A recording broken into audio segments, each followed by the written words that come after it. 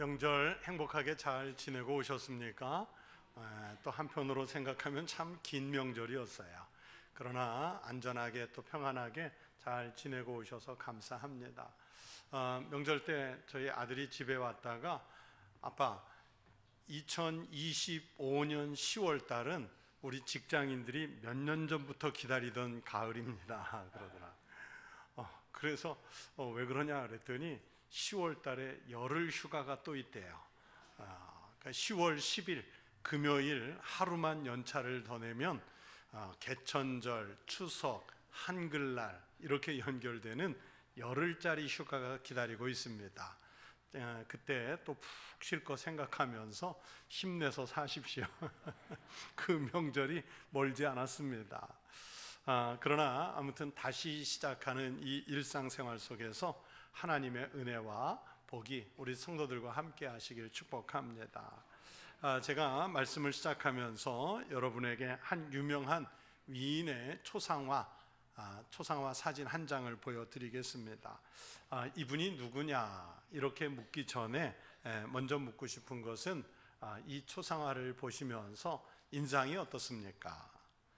그 인상, 저는 이 사진을 늘 익숙하게 보니까 사진을 볼 때마다 좀 예리해 보이고 또 그러면서 예민해 보이고 까칠해 보이고 매우 긴장돼 보이고 또 한편으로는 매우 야위고 갸냘픈 그런 인상이지 않습니까? 그러면 이분이 누구의 얼굴일까요? 잘 모르시겠죠. 이제 아는 분들도 물론 있겠지만 바로 종교개혁자이면서 우리 장로교를 만든 장깔뱅의 초상화입니다. 나이가 들어도 이 모습 그대로예요. 불과 20대 중반의 어린 나이에 우리 장로교의 교리서라고 말할 수 있는 기독교 강요라는 대작을 집필을 했고, 오늘날 우리가 익히 알고 있는 제네바라고 하는 도시, 스위스의 제네바를 일구었고, 또 그곳에 칼뱅 깔리지와 그리고 제네바 대학의 모든 초석을 놓은 분이 바로 이분입니다. 그러니까 역사 속에서 매우 위대한 그런 분이지요. 그러나 이분의 얼굴을 볼 때마다 느끼듯이 이분의 얼굴 속에 삶이 정말 기쁘고 행복하고 하는 일마다 형통하고 심령이 평안한 그런 모습일까요? 그렇지는 않죠. 이분은 개혁이 늘 위협을 받으면서 또 협박을 받으면서 피곤했습니다. 제네바에서 목회를 하면서 이제 제네바 시의회의 결의에 그리고 평신도 리더들에게 이렇게 반감이 있어 퇴출을 당해서 프랑스로 되돌아간 적도 있고, 또 제네바가 어려워지고 교회가 어려워지니까 다시 와달라는 요청을 받고 3년 만에 다시 제네바로 돌아와서 오늘의 이 개혁을 이루어냈습니다. 그리고 초상화에서 보는 것처럼 몸은 매우 약해서 병이 있었고 그 병 때문에 불과 55세의 젊은 나이에 별세를 하지요. 저는 그 스위스와 프랑스에서 깔뱅의 이 흔적들을 찾아다녀 본 적이 있는데 이분의 발자취를 밟을 때마다 참 이런 생각이 들었어요. 그냥 이분이 뛰어난 천재성을 가지고 자기가 전공이 법률가니까 법률가로서 또는 대학교 교수로서 살았으면 마음의 고통을 느끼지 않고 조금 편하게 행복하게 잘 살 수 있지 않았을까. 그런데 왜 그렇게 쫓기듯 고난의 삶을 자처해서 힘든 인생을 살아야만 했을까. 이분을 연구할수록 늘 그런 연민의 감정이 일어났던 적이 있습니다. 그러나 여러 저서에 보면 깔뱅은 하나님이 자신을 불러서 맡긴 사명임을 알았기 때문에 충성심으로 한 걸음 더 나아가서는 자기가 처해 있는 모든 불편한 것, 아픈 것, 고통스러운 것, 그것들을 다 압도할 수 있는 하나님의 영광, 그래서 솔리데오 글로리아, 오직 하나님께 영광, 그 마음이 감동이 컸기 때문에 이런 모든 상황들을 참고 종교개혁의 길을 갈 수 있었던 것입니다. 가까운 친척 형님이 저희 집에 왔다가 제 서재에 꽂혀 있는 책들을 구경하면서 뜬금없이 이런 질문을 해요. 박 목사님은 무슨 재미로 살아? 그래요. 나도 교인이지만 목사님들 보면 도대체 무슨 재미로 살까? 속썩이는 사람들도 많을 텐데 또 무슨 재미가 있어야 이겨내지 않을까? 어떤 재미로 살까? 참 궁금한데 친척 동생이라 묻고 싶었다는 거예요. 제가 그 질문을 듣고 의도를 알지요. 세상적인 기준으로 보면 행복한 일이 없다는 뜻이죠. 정말 그렇습니다. 늘 긴장해야 하고 늘 조심해야 되고 마음이 아프고 힘들 때도 참아야 하고 교회의 평안을 위해서라면 양보해야 할 때가 많아서 심령이 힘들 때가 많습니다. 뭐 당회를 하든 재직회를 하든 아니면 어떤 작은 소외일을 하든 아니면 어떤 특정한 사람을 만나서 면담을 할 때 이럴 때 마음속에 이 감당할 수 없는 화가 날 때가 있거든요. 그러나 그때마다 저는 제 나름대로 참는 마음의 다짐이 있습니다. 한경직이 되자. 한경직 목사가 되자. 이런 마음이에요. 이분은 정말 힘들고 어려운 상황을 잘 참아낸 분으로 유명해요. 박조준 목사님이 그 후임이신데 우리 교회 사경에 강사로 오셨다가 저희 부부를 앉혀놓고 그러세요. 그 한경직 목사님이 세상에 얼마나 성자같이 알려져 있습니까? 그런데도 늘 그분의 마음을 괴롭히는 이들이 있었습니다. 그때마다 그는 눈물을 삼키며 그 모든 일들을 참고 오직 교회의 평안과 하나님의 영광을 위해서 사신 분입니다.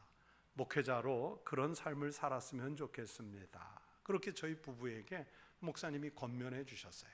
그래서 늘 그전에도 그랬지만 그런 하나님의 영광을 위해서라면 또 이 땅에 하나님의 평안이 임재하기 위해서라면 그런 삶을 살 수 있겠다. 그런 생각을 늘 갖게 되지요.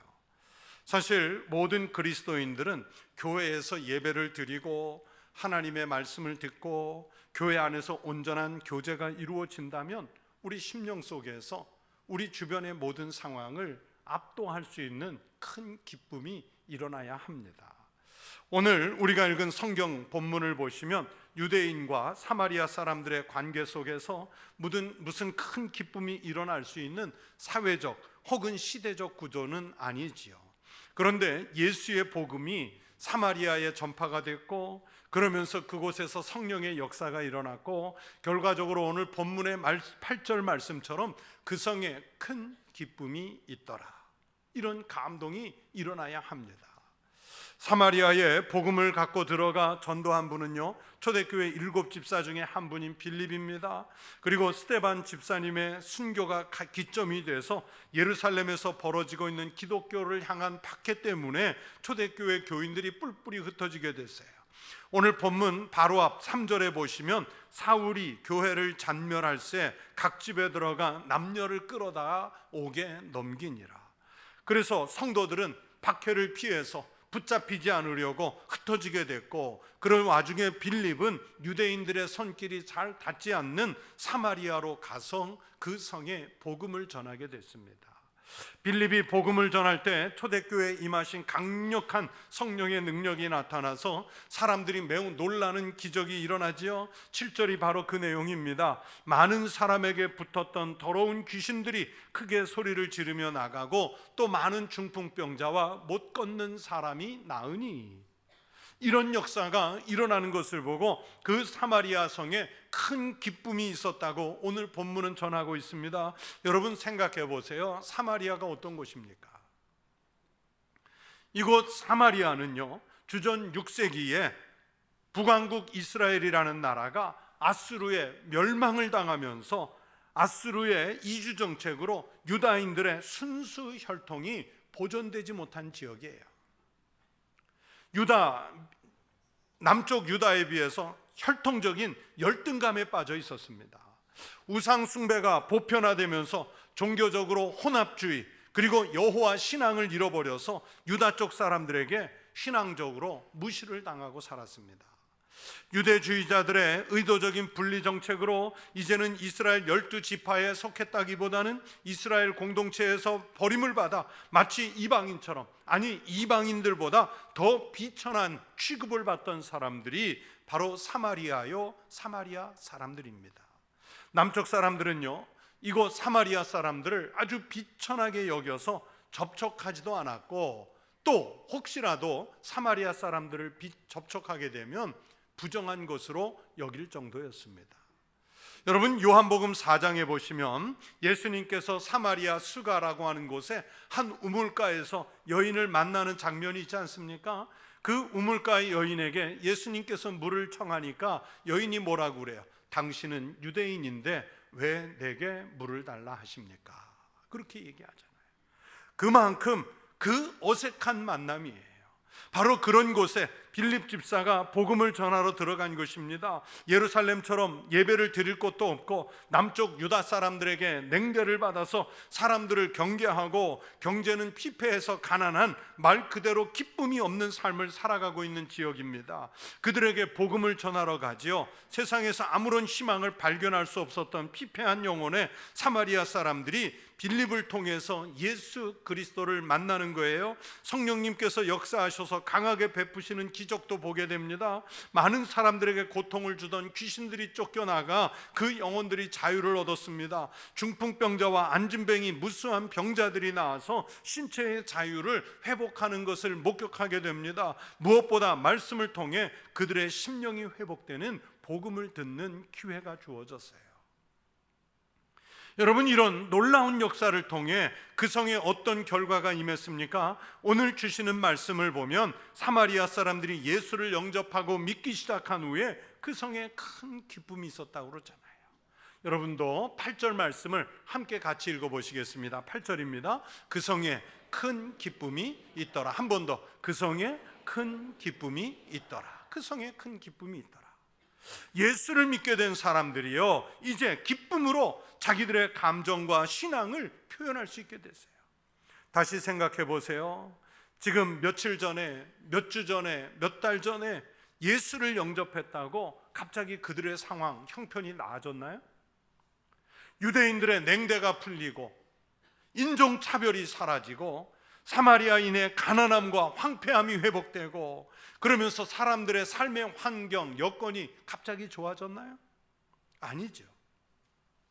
그런 것들이 가시적으로 나타난 것은 아닌데 예수님을 믿으니까, 성령님의 역사가 일어나니까 그들의 심령이 회복되고 사마리아 성에 기쁨이 선포되고 교회가 이곳까지 확장되는 그런 활력이 일어날 수 있었던 겁니다. 바로 이것이 성령의 능력인 줄로 믿습니다. 생활이 편해지고 갑자기 돈이 들어와 부자가 되고 일이 잘 풀려서 기쁨이 넘쳤던 것이 아니라 성령의 은혜가 주시는 감동으로 충만했다는 뜻입니다. 이들은요, 예수를 믿게 됐지만 여전히 차별을 당해야 되고 여전히 냉대를 받아야 하고 심지어 교회인이 되면 유다 사람들의 박해가 곧 닥쳐올 것이지만 그것까지도 견딜 수 있는 힘을 얻게 됐다는 거예요. 다시 말하면 자기네들이 지금 겪고 있는 이 불편한 상황을 압도하고 나타낼 수 있는 큰 기쁨을 얻었다는 뜻이지요. 여러분, 초대교회 성도들이 로마 제국에 의해서 엄청난 박해를 당하고 순교를 당하게 될 때 한 번만 예수 안 믿는다고 하면, 나는 교인이 아니라고 하면 그들의 목숨을 살릴 수 있었는데, 유지할 수 있었는데 왜 그들이 순교를 기쁨으로 각오하면서까지 형장의 이슬로 사라집니까? 자기네들의 죽음을 압도할 수 있는 큰 기쁨, 예수 믿는 기쁨이 있었기 때문이에요. 즉 그들은 세상적인 기쁨을 추구한 것이 아니라 하나님 안에서 기쁨을 얻었습니다. 다시 말하면 하나님이 주신 성령의 능력과 은혜가 이런 모든 불편한 상황들을 이길 수 있는 힘이 되었다는 뜻입니다. 우리가 만나는 사람들 중에는요, 항상 얼굴이 짜증스러운 표정을 짓고 있는 사람 볼 수 있습니다. 그분은요, 무슨 괴로운 일이 있어서 그런 것이 아니라 얼굴 자체가 이미 일그러진 표정으로 굳어버린 경우예요. 심지어는 자기에게 좋은 일이 생겨도 그 표정에 변화가 없습니다. 이런 사람들의 왜곡된 마음은 한 구석에 무엇인가 불만이 자리 잡고 있기 때문입니다. 그래서 근본적인 문제가 해결되지 않으면 항상 괴로울 수밖에 없고, 문제가 해결되어 그 불만스러운 마음이 마음속에서 빠져나가야 그래야 기쁨의 삶을 살 수 있죠. 문제는 이런 마음을 갖고 사는 사람들이 우리 예수를 믿는 사람들에게도 있다는 겁니다. 교회 다닌다고는 하지만 그 얼굴이 항상 경직되어 있고, 또 마음도 단단하게 굳어서 예수 그리스도를 믿는 것으로 인한 기쁨, 감동, 감화, 이런 것이 없는 거예요. 이런 교인은 자기의 신앙을 지금 망가뜨리는, 신앙을 짓누르는 그런 불순물이 우리의 신앙 속에 들어가 있기 때문에 그렇죠. 기네스북에 기록된 세계에서 제일 큰 종이 러시아 모스크바에 있는데, 이 종은요 높이가 무려 5.4m, 그리고 무게는 219톤이나 되는 큰 것입니다. 그런데 재밌는 사실은 이 종이 제작되고 아직까지 한 번도 울린 적이 없다고 합니다. 크기만 크지 울려야 되는 그 종으로서의 가치가 없는 거예요. 이 종을 만든 제작자도 종소리를 듣지 못했습니다. 여러분, 이 종이 왜 한 번도 울리지 못한 벙어리 종이 됐을까요? 거기에 이런 사연이 있더라고요. 종을 만들 때 뜨거운 쇳물을 주조 틀에 이제 붓고 있는데, 그만 공장 내부에 한 켠에 불이 난 거예요. 다행히 불은 인부들의 재빠른 진화로 끌 수 있었는데, 문제는 이 불을 끄는 과정에서 발생했습니다. 불을 끄는 도중에 작은 물방울 하나가 튀어서 주조틀 속으로 들어갔고, 이로 인해서 그 주조틀 속 안에 작은 틈이 생겼고, 그때까지는 몰랐죠. 종이 완성이 돼서 옮기는 과정에 그 틈에서 금이 갈라지기 시작해서 결국은 이 종은 울리지 못하는 폐물이 되고 말았습니다. 샘물 속에 이물질이 들어갔기 때문에 작은 결함이 이 큰 종을 그냥 쇳덩어리로만 만들고 말았어요. 정상적으로 바르게 샘물이 들어갔다면 그런 불행이 없이 종으로서 아름다운 소리를 내면서 울렸겠지요. 여러분, 우리의 영혼의 상태도 마찬가지입니다. 우리가 신앙생활을 한다고 하면서 온전한 예수 그리스도의 마음을 갖지 못한다면 우리는 기쁨의 생활을 할 수 없고, 성령의 충만함도 느낄 수 없고, 타인에게 유익을 끼칠 수도 없습니다. 신앙 속에 작은 결격이 일어나면 내가 믿는 그 신앙이 무용지물이 되고 말아요.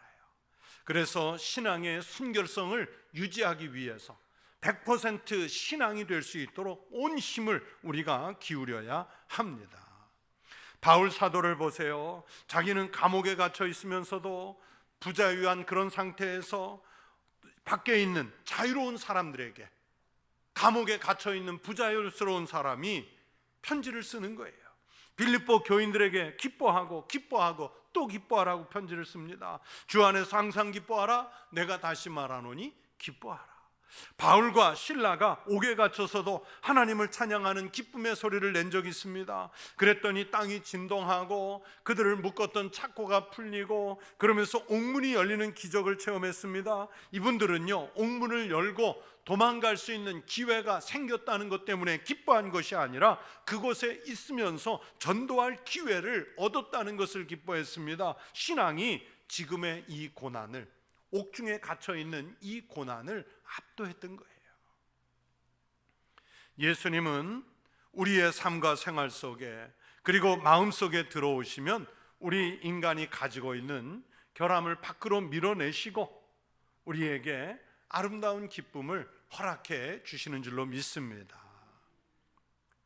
예수를 믿으면서도 감사가 없고 기쁨이 없다면 이 신앙은요, 다시 한번 점검을 받을 필요가 있습니다. 걱정거리를 지닌 채로 예수님을 믿는 신앙은 내적인 충만을 경험할 수 없어요. 기쁨이 없이 믿는 신앙은 발전하거나 성숙해지지 않습니다. 여전히 날마다 초보 신앙에 머물지요. 기쁨이 없는 신앙은 늘 길가에 뿌려진 씨앗처럼 더 강한 유혹이 밀려오면 믿음을 빼앗기는 거예요. 기쁨이 없는 신앙은 돌밭에 뿌려진 씨앗처럼 싹이 날만 하다가 그냥 말라버리는 거예요. 기쁨이 없는 신앙은 가시덤불 속에 뿌려진 씨앗 같아서 고난과 장벽을 만나면 더 자라지 못하고 그냥 마르고 마는 신세가 되는 거예요. 그래서 주님 말씀하십니다. 그러므로 내일 일을 위하여 염려하지 말라. 내일 일은 내일 염려할 것이요 한날 괴로움은 그날에 족하니라. 일단 예수를 믿기로 작정한 사람은 모든 것을 저렇게 주님께 맡겼기에 속편하게 기쁨을 가지고 살 수 있습니다. 감사한 일이 넘치니까 기쁨의 생활을 할 수 있어요. 주님 말씀하십니다. 수고하고 무거운 짐진 자들아 다 내게로 오라. 내가 너희를 쉬게 하리라. 예수님은 우리 성도들을요 기쁨이 넘치는 자리로 초대하고 계시는 줄로 믿습니다. 사랑하는 성도 여러분, 우리 청북교회 출석하시면서 기쁨이 없는 사람이 있습니까? 오랫동안 교회 생활을 해왔는데 그동안 놀라운 기쁨을 경험해 본 적이 없으십니까? 그렇다면 여러분의 모든 생각과 모든 생활 중심에 예수님을 놓아 보십시오. 분명 놀라운 변화가 일어날 줄로 믿습니다. 너무나 단순한 처방인 것 같지만 이것이 제일 분명한 방법입니다. 예수님은 기쁨을 주시는 분입니다. 정말 재미없는 이 죄악된 세상에 기쁨을 주시기 위해서 예수님이 우리에게 오신 줄로 믿습니다. 세상에서 받은 어떤 복보다도 중요한 다른 복과는 비교할 수 없는 생명의 복, 죄사함의 복을 허락하셨기 때문에 어떤 형편에서도 우리는 예수 믿는다는 사실로 기뻐할 줄로 믿습니다. 그래서 예수를 믿는 사람은 모든 생활에, 우리가 살면서 만나는 모든 일에 언제나 기쁨이 일어나게 됩니다. 오늘 성경 말씀 속에 나오는 사마리아 사람들을 보세요.